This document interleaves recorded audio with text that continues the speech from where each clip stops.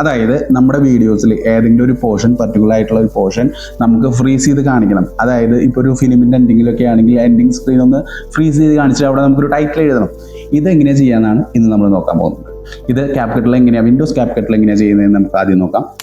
ഏത് വീഡിയോ ആണോ ചെയ്യേണ്ടത് അത് ഇതേ ടൈം ലൈനിലേക്ക് ഇമ്പോർട്ട് ചെയ്യുക.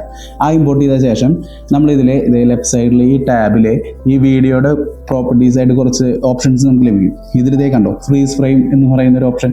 ഇതിട്ട് കഴിഞ്ഞാൽ ഈ വീഡിയോയുടെ ഈ കേഴ്സർ ഇരിക്കുന്ന ഈ പർട്ടിക്കുലർ പൊസിഷൻ ഒരു 3 സെക്കൻഡ് നേരത്തേക്ക് ഫ്രീസ് ആയിട്ട് കിട്ടും. ഇതൊരു ഇമേജ് പോലെയാണ്.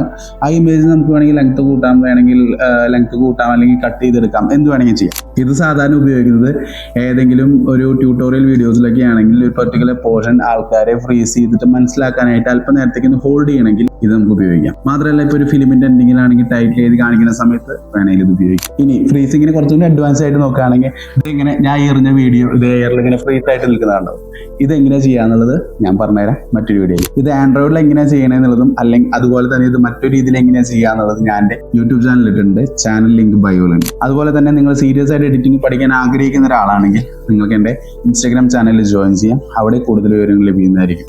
കൂടുതൽ എഡിറ്റിംഗ് ടിപ്സിനായിട്ട് ഫോളോ ചെയ്തോളൂ. അതുപോലെ പെയ്ഡ് ആയിട്ട് വീഡിയോസ് എഡിറ്റ് ചെയ്യണമെങ്കിലും എന്നെ DM വഴി കോൺടാക്ട് ചെയ്യാവുന്നതാണ്. ഇത്രയും പറഞ്ഞിട്ട് ഇതിൻ്റെ യൂട്യൂബ് വീഡിയോ കണ്ടിട്ട് നിങ്ങൾക്ക് മനസ്സിലായെങ്കിൽ ഞാൻ ഒന്നുകൂടി പറഞ്ഞുതരാം. ശ്രദ്ധിച്ച് കേട്ടോ.